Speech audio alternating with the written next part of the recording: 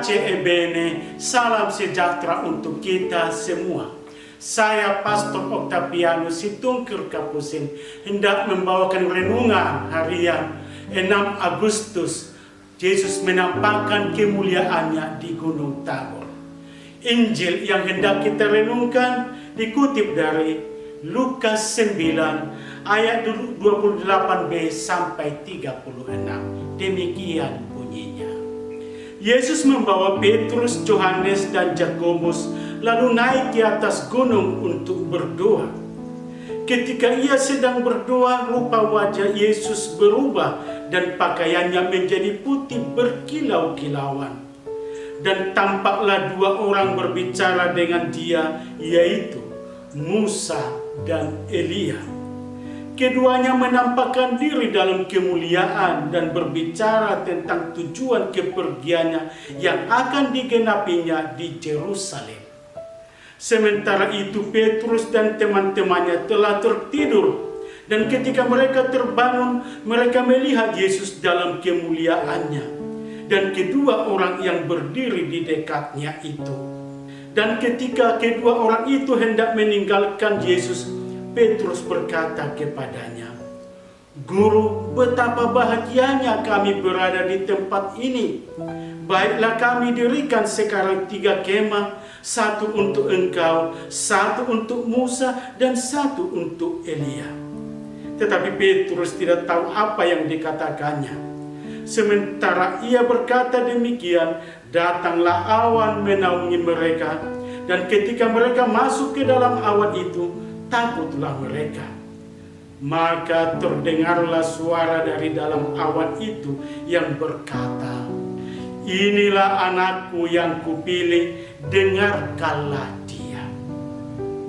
Ketika suara itu terdengar, nampaklah Yesus tinggal seorang diri, dan murid-murid itu merahasiakannya, dan pada masa itu mereka tidak menceritakan kepada siapapun apa yang telah mereka lihat itu. Demikianlah sabda Tuhan. Judul renungan kita, Yesus tampak mulia di Gunung Tabor. Pengalaman yang mengesankan akan membekas dalam ingatan. Hal itu bisa menjadi fondasi untuk mendasari kualitas hidup seseorang. Pengalaman positif dan menyenangkan akan memberi memori yang dapat menginspirasi. Apalagi pengalaman iman tentu akan memberi daya hidup baru. Hari ini 6 Agustus, Gereja Kudus merayakan pesta Yesus menampakkan kemuliaannya kepada murid yang memberi mereka pengalaman iman yang sangat mengesankan. 3 murid yaitu Petrus, Yakobus, dan Yohanes diajak mendaki Gunung Tabor. Di atas gunung, Yesus berubah rupa di hadapan murid itu. Pakaiannya sangat putih berkilat-kilat. Tidak ada seorang pun di dunia ini dapat mengelantang pakaian seperti itu. Yesus memancarkan kemuliaan dari dirinya sendiri, kekuatan ilahi yang sungguh dahsyat. Itu berarti Tuhan kita itu sungguh punya kekuatan dari Allah. Sementara itu tampak juga dalam penglihatan mereka, Musa dan Elia sedang bicara dengan Yesus. Bagi Petrus, Yakobus, dan Yohanes, peristiwa di puncak Tabor itu merupakan pengalaman luar biasa dan menakjubkan. Mereka merasa bahagia dan mau tinggal di gunung itu. Mereka pun mengusulkan untuk mendirikan kemah. "Rabi, betapa bahagianya kami berada di tempat ini. Baiklah kami dirikan 3 kemah, 1 untuk engkau, 1 untuk Musa, dan 1 untuk Elia." Mereka enggan untuk turun melepaskan peristiwa agung itu. Mereka merasa peristiwa itu puncak dari segala yang ada. Peristiwa Tabor bukan sekedar berubah wajah, tetapi di atas gunung itu Allah sendiri yang menyingkapkan, mewahyukan identitas Yesus. "Inilah anak yang kukasihi, dengarkanlah dia." Yesus sungguh putra Allah, maka kekuatan dan wibawa yang ditampakkan dan dipancarkan oleh Yesus itu adalah daya ilahi yang bersumber dari Allah. Murid diminta untuk percaya dan mendengar serta mengikuti Yesus yang adalah putra Allah.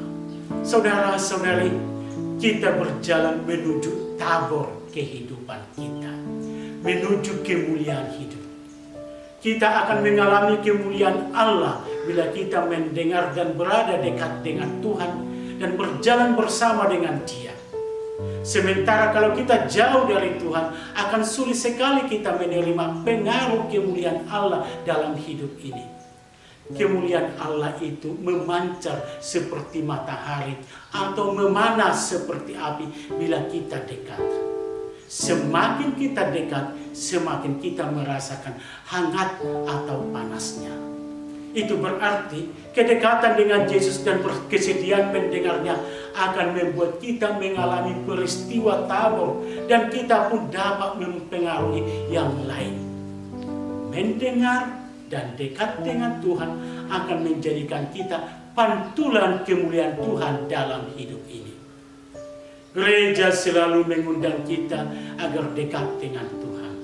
Lewat sabda, melalui sakramen-sakramen, dan terutama setiap kali kita ikut perayaan Ekaristi, kita bertemu dan mengalami kehadiran Tuhan.